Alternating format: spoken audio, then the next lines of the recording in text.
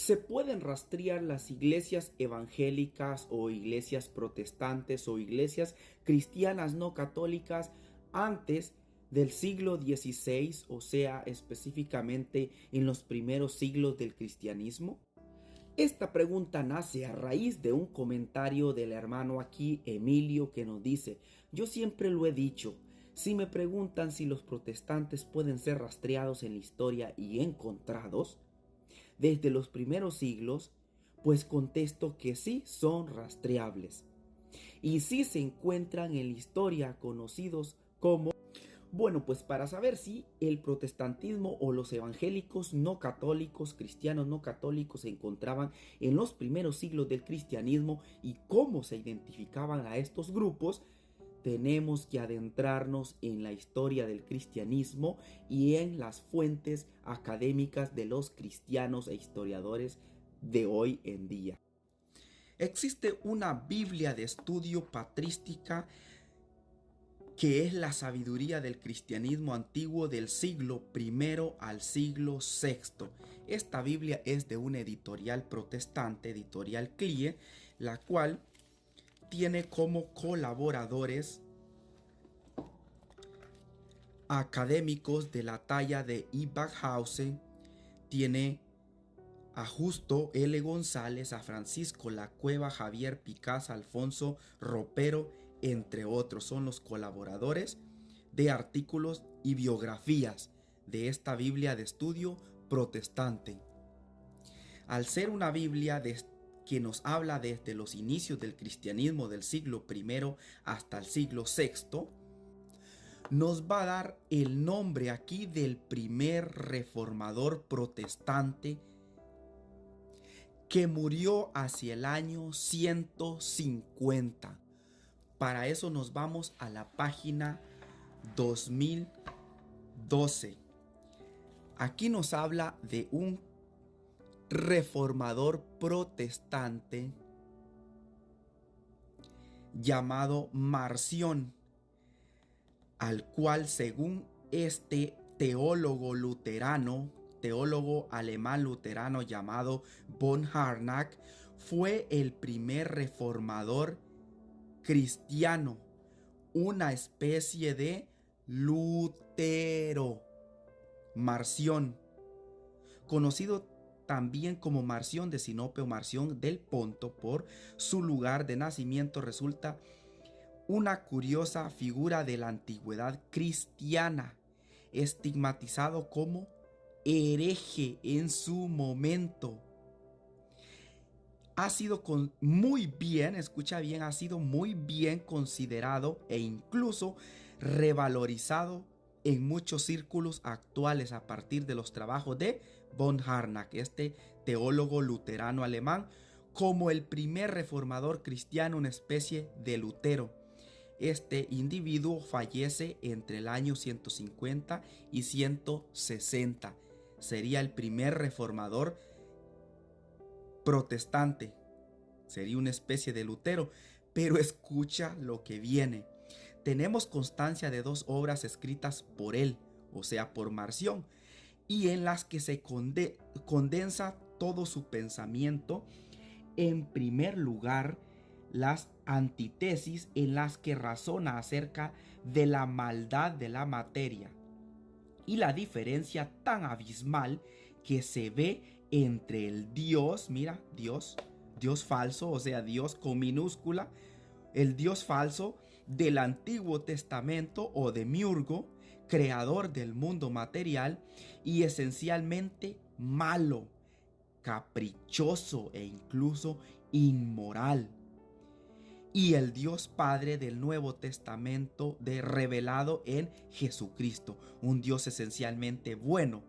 Y en segundo lugar, el Instrumentum, en el que propone un canon sagrado compuesto solo por el Evangelio de Lucas y los escritos de Pablo.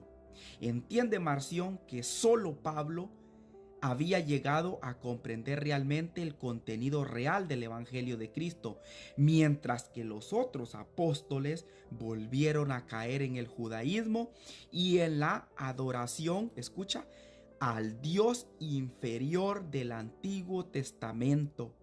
De ahí que rechace los escritos que no llevan el sello paulino. Del Evangelio de Lucas, que acepta como obra de un discípulo de Pablo.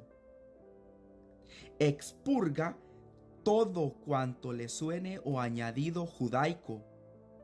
Los llamados relatos de la infancia principalmente, así como algunas expresiones de las epístolas paulinas que le parecieron interpolaciones posteriores. O sea, este Marción que registra esta Biblia, o este académico luterano, protestante luterano, como el primer reformador cristiano, una especie de Lutero, dice que el Dios del Antiguo Testamento de la Biblia es un Dios malo, caprichoso, incluso inmoral. Es un falso Dios. Los datos los estoy sacando nuevamente de la Biblia patrística del siglo I al siglo VI, de una editorial protestante, la cual está avalada por estos académicos. Ahora vamos a pasar a esta Biblia de estudio apologética, la cual es una Biblia Reina Valera 1960. Esta Biblia nos da un dato muy importante aquí en la página 1712, la cual nos menciona a un apologista cristiano destacado llamado Ireneo. Este Ireneo aproximadamente en el año 130 al 200 después de Cristo, que nació en Asia, lo cual nos dice que fue el defensor más importante de la doctrina básica del cristianismo en el siglo II,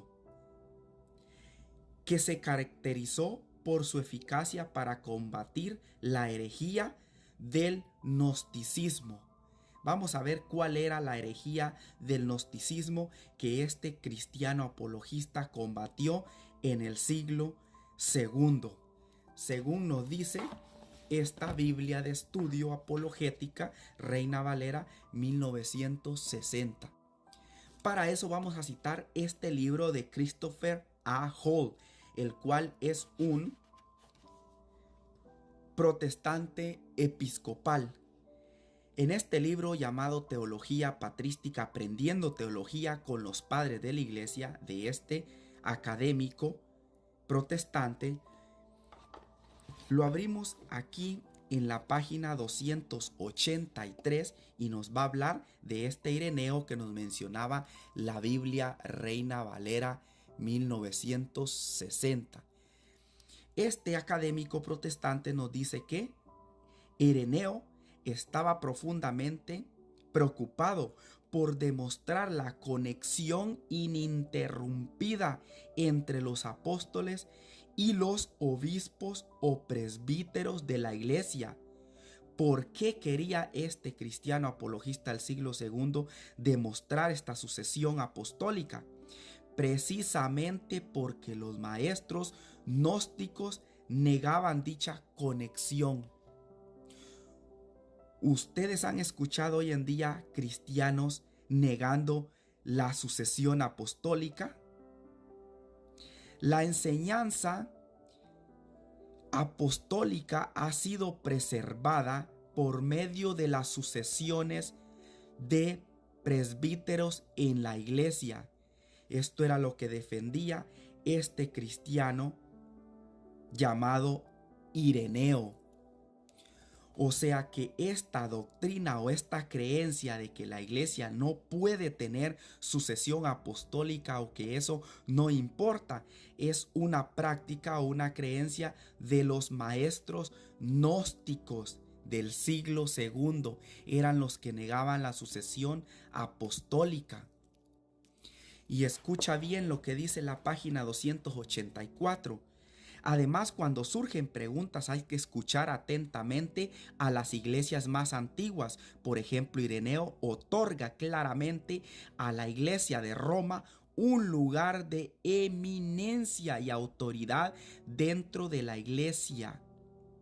En general, la iglesia de Roma tiene eminencia y autoridad dentro de la iglesia en general. En primer lugar, fue fundada y organizada en Roma por los apóstoles más gloriosos, Pedro y Pablo. Y mira lo que Ireneo alegaba ante los gnósticos que negaban la sucesión apostólica. Decía Ireneo: cuando surgen disputas sobre la enseñanza y la doctrina, Ireneo sostiene que deben resolverse recurriendo a las iglesias más antiguas, con las que los apóstoles mantuvieron constantes relaciones, y aprender de ellas lo que es cierto y claro en respuesta a la cuestión presente. En la época de Ireneo había habido 12 obispos ya en Roma, y él enumera los nombres de cada uno. Esto es para argumentar ante los gnósticos que la iglesia verdadera debe tener sucesión apostólica, ya que los grupos estos gnósticos eran los que negaban la sucesión apostólica. Y hoy en día, ¿quiénes son los que niegan esto? Así que si tú quieres encontrar al protestantismo en los primeros siglos del cristianismo, lo único que tienes que hacer es estudiar la teología de la patrística de los padres de la iglesia y compararla con las herejías de la Europa cristiana medieval, o sea, del siglo XVI. Así vas a encontrar que todas las herejías con las que lucharon estos padres de la iglesia primitiva reaparecieron en la Europa medieval cristiana. Por mencionar algunos, podríamos decir doctrinas como que Jesucristo no era verdadero Dios, doctrinas como que María no era madre de Dios, o que solo Dios podía perdonar pecados y que los obispos y legítimos sucesores de los apóstoles no podían perdonar pecados, negaban la sucesión apostólica, negaban que Roma estaba por encima de las demás iglesias, que era la iglesia a la cual tenían que recurrir cuando habían problemas en las demás iglesias, la sucesión del obispo de Roma, entre otras herejías con las cuales los cristianos de los primeros siglos tuvieron que lidiar y luchar. Todas estas herejías reaparecieron nuevamente en el siglo XVI con el protestantismo.